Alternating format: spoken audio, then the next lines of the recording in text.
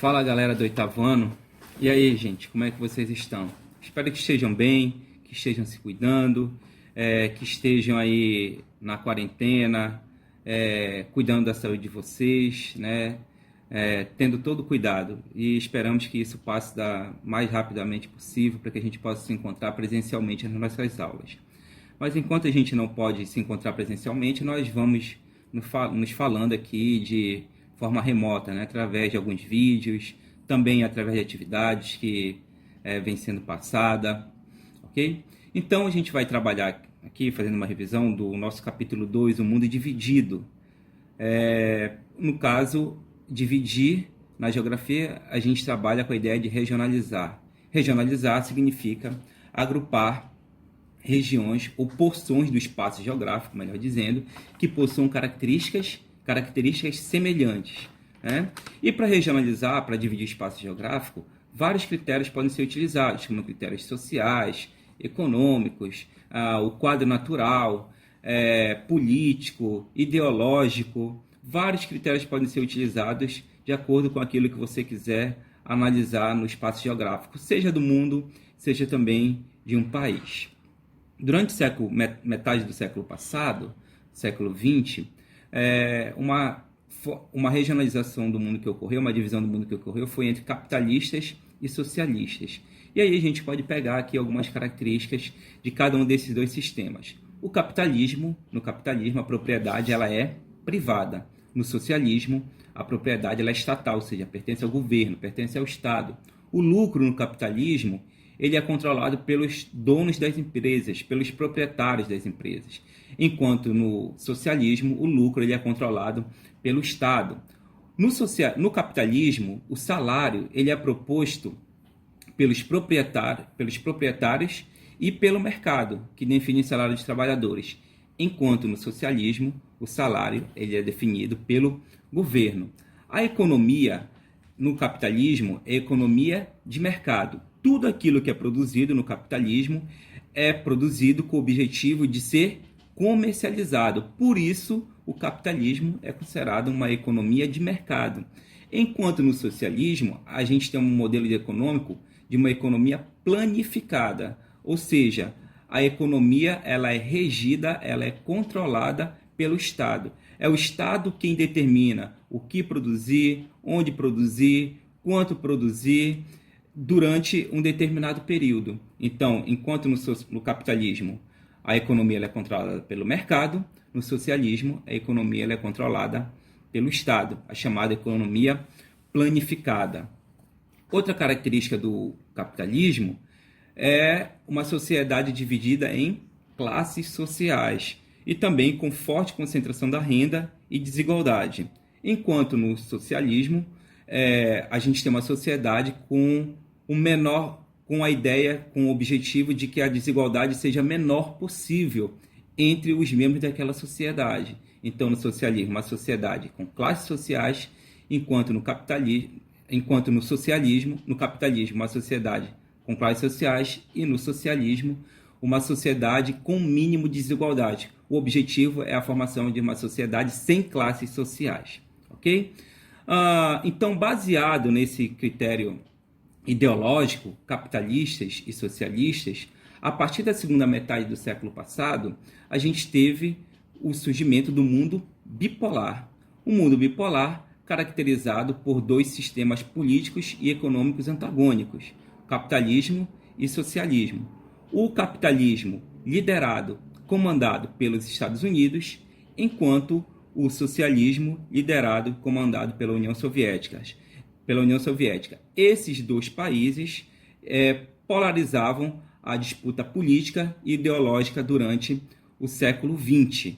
E dentro desse mundo bipolar vai surgir a chamada Guerra Fria. O que foi a Guerra Fria?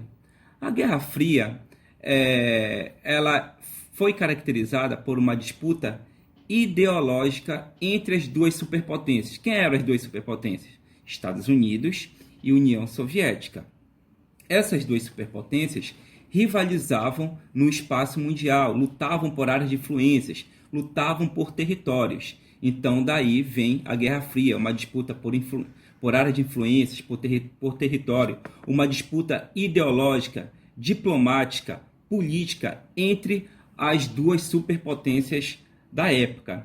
E também é chamada de Guerra Fria porque nunca houve um confronto direto entre as duas superpotências da época, Estados Unidos e União Soviética. Ocorreram apenas confrontos indiretos, patrocinados por essas duas superpotências, mas nunca houve um confronto direto entre Estados Unidos e União Soviética. Daí o nome Guerra Fria. O contrário, se os dois países tivessem se atacado o território um do outro, aí nós teremos uma chamada Guerra Quente. Mas nesse caso, como não houve um confronto direto entre essas duas superpotências, nós tivemos a chamada Guerra Fria. Uma consequência da Guerra Fria foi a divisão da Alemanha em Alemanha Oriental, socialista, e Alemanha Ocidental, capitalista. Em 1961, em razão dessa disputa ideológica, a gente vai ter também a divisão de Berlim, né? De Berlim Oriental e Berlim Ocidental. E para caracterizar essa divisão entre capitalistas e socialistas em Berlim, vai ser construído em 1961 o Muro de Berlim, que vai ser o símbolo da Guerra Fria durante esse período. Então, durante a segunda metade do século XX, a gente vai ter essa disputa ideológica entre essas duas superpotências da época, Estados Unidos e União Soviética, que vão investir pesadamente na corrida aeroespacial, na indústria bélica, no desenvolvimento de armas, principalmente as armas nucleares. E o desenvolvimento de armas vai provocar o equilíbrio de forças, tanto é que daí vai surgir a denominação paz armada, porque como os dois países eram países que tinham um grande arsenal nuclear, um grande arsenal bélico, então qualquer confronto entre eles não teria um vencedor, na verdade. Então o fato de os dois países serem grandes potências bélicas vai fazer com que esses países venha a haver uma chamada paz armada entre esses países. Mas, como tudo que começa tem um fim, essa disputa ideológica ela também vai chegar ao seu fim, né? Principalmente, no caso aqui, pelo enfraquecimento da União Soviética a partir da década de 70, década de 80, a estrutura interna da União Soviética deficiente, né? A falta de alimentos na União Soviética, enfim, isso tudo vai contribuir para que a União Soviética, no final do século, na transição da década de 80 para a década de 90, venha chegar ao fim. Mas antes disso, assumir o poder na União Soviética, antes dela se desfazer, Mikhail Gorbachev. O Gorbachev ele vai assumir o poder na União Soviética com o intuito de reformar o socialismo. Para isso, ele vai implantar a chamada Glasnost. O que é a Glasnost? Quer dizer transparência. Nesse caso, a Glasnost vai ter por objetivo dar transparência ao governo soviético, conceder liberdade para que as pessoas possam se expressar, lembrando que era um governo ditatorial, então as pessoas não podiam se expressar livremente. Então a Glasnost ela vai conceder liberdade para as pessoas poderem se expressar, para as pessoas poderem contestar o poder central. Também Mikhail Gorbachev ele vai vai dar também início à perestroika, que é uma reestruturação na economia soviética. Essa reestruturação na economia soviética vai permitir a entrada de empresas de particulares, de multinacionais, a fim de que a União Soviética também pudesse absorver tecnologia dos países capitalistas. Só que essas medidas não vão ser, no final de tudo, não vão conseguir evitar o fim da União Soviética. Em 1989, o Muro de Berlim vai cair o Muro de Berlim, e a queda do Muro de Berlim vai simbolizar o fim dessa disputa leste-oeste entre capitalistas e socialistas.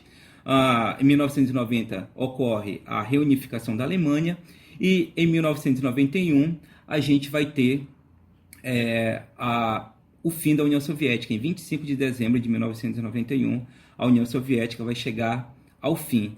E com o fim da União Soviética, a gente aquela ordem bipolar vai deixar de existir e vai passar a existir uma nova ordem mundial, a chamada ordem multipolar, tá bom? No caso, a ordem multipolar, enquanto na ordem bipolar nós tínhamos dois centros políticos e econômicos antagônicos, com a ordem multipolar nós vamos ter vários centros de comando no espaço mundial, não mais dois polos, não mais dois centros de comando, mas vários centros de comando no espaço mundial. Então, nós vamos ter surgindo, o próprio Estados Unidos vai continuar como uma potência, mas também outras potências mundiais, agora no plano econômico e do ponto de vista tecnológico, vão surgir, como no caso o Japão, a União Europeia, países da União Europeia, e também a própria China, vão surgir como grandes concorrentes no cenário mundial.